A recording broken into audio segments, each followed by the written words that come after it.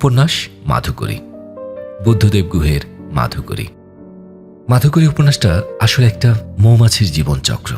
Metaphoric দৃশ্যপটটা এমন যে মৌমাছি ফুলে ফুলে মধু সংগ্রহ করে, কিন্তু সেই মধু পুরোপুরি তার নিজের হয় না। এবং মাধুকরী উপন্যাসের প্রধান চরিত্র পৃথু ঘোষ, যার জীবন কাহিনীটা একেবারেই লেপ্টে আছে এই মেটাফরিক দৃশ্যপটের সাথে। এই উপন্যাসটা একটা যুগের, একটা সমাজের, একটা প্রজন্মের মানসিক যাত্রা, যেখানে প্রেম, ভালোবাসা, বিবাহ, স্বাধীনতা সব কিছু মিলে মিশে একটা অদ্ভুত মাধুকরী বৃত্তি তৈরি করে। আপনি কি এভাবে দেখেছেন যে ভালোবাসা কি শুধু একজনের জন্য, নাকি আমরা সবাই ফুলে ফুলে ঘুরে অল্প অল্প করে মধু জোগাড় করি, স্বামী স্ত্রীর সম্পর্কের বাইরে গিয়েও? মাধুকরী সেই প্রশ্নের সামনে দাঁড় করিয়ে দেয় আপনাকে। এটা এক আলোড়ন তোলা কাহিনী।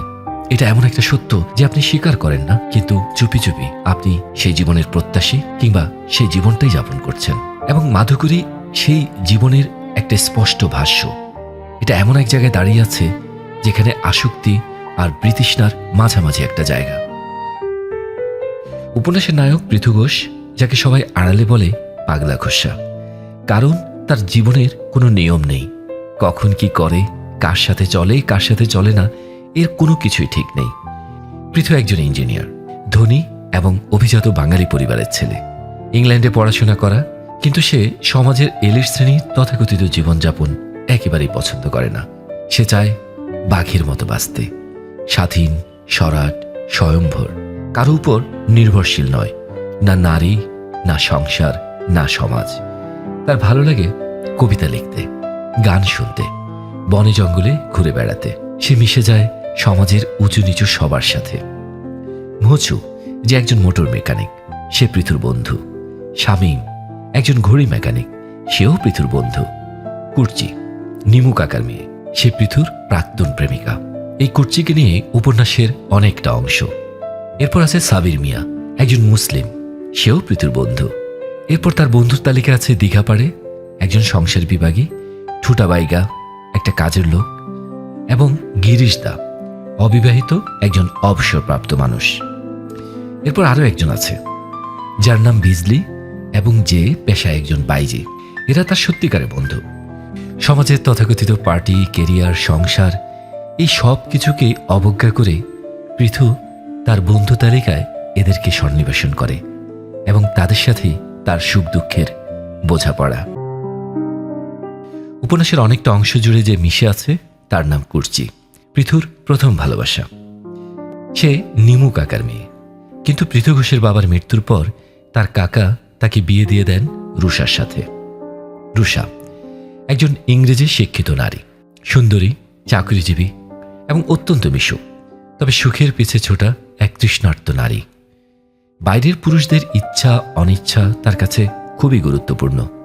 বিবাহিত জীবনে তার পৃথুর সাথে মানসিক দূরত্ব, ব্যক্তিত্বের দ্বন্দ্ব, এবং একসময় রুষা ঘর থেকে বাইরে বেশি টান অনুভব করে। তার আছে বিবাহ বহির্ভূত সম্পর্ক। সে সম্পর্ক গড়ে তোলে বিনোদ ইঁদুরকারের সাথে। বিনোদ ইঁদুরকার একজন সফল ব্যবসায়ী। দিনে রাতে সে যখনই সুযোগ পায়, সেই ইঁদুরকারের সাথে তার দৈহিক মিলন হয়, এবং সে সহ আরও অনেকের সাথে। রুষার কাছে দৈহিক পবিত্রতার কোনো মূল্য নেই। সে সুখের পিছে ছুটতে ছুটতে তার ঘরের সুখকে পা দিয়ে পিষে ফেলে, এবং এই পরিক্রমায় ধীরে ধীরে কুর্চি প্রাসঙ্গিক হয়ে ওঠে। বিয়ের পরও পৃথু তার কাছে ছুটে যায় একটু ভালোবাসা পাওয়ার আশায়, আবার ছুটে যায় বিজলির কাছেও। কুর্চি, বিজলি, আরও কয়েকজন। সে মধুকরের মতো অল্প অল্প করে ভালোবাসা সংগ্রহ করে, কিন্তু সেই মধু কি তাকে শান্তি দেয়? না, তার ভেতরে একটা ফাঁকা জায়গা থেকে যায়। সে বোঝে এই মাধুকরী বৃত্তি তাকে কোথাও পৌঁছায় না। উপন্যাসের পটভূমি তৈরি হয় কান্হা কিসলি জঙ্গলের সৌন্দর্য দিয়ে। পৃথু জঙ্গলে ঘুরে বেড়ায়। জঙ্গলের মানুষ, আদিবাসী, ঠুটাবাইগা, দীঘাপাড়ে, তারা সত্যিকারের সঙ্গী তার। জঙ্গল যেন এখানে একটা চরিত্র। প্রকৃতির সরলতা আর মানুষের জটিলতার মাঝামাঝি পৃথুর জীবন। হঠাৎ একদিন পৃথু ঘোষ একটি দুর্ঘটনায় তার একটি অঙ্গ হারিয়ে ফেলে। তারপর রুষা তাকে ত্যাগ করে ছেলে মেয়ে নিয়ে বিনোদ ইঁদুরকারের সাথে চলে যায়। পরে ইঁদুরকারও রুষাকে ছেড়ে চলে যায়, এবং রুষার পরবর্তী যাত্রা ভোঁচুর সাথে। পৃথুর জীবনটা যেন একটা দীর্ঘশ্বাস।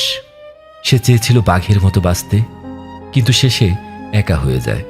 তার মাধুকরী যাত্রা তাকে কোনো পূর্ণতা দেয় না, শুধু অস্থিরতা, বিতৃষ্ণা আর একটা গভীর প্রশ্ন রেখে যায়। ভালোবাসা কি সত্যি একজনের জন্য, নাকি আমরা সবাই মৌমাছির মতো ঘুরে বেড়াই? মাধুকরী আমাদের শেখায় প্রেম মানে শুধু পাওয়া নয়, ছেড়ে দেওয়াও। স্বাধীনতা মানে শুধু একা থাকা নয়, নিজেকে হারানো। জীবন মানে আসক্তি আর বিতৃষ্ণার মাঝামাঝি একটা যাত্রা।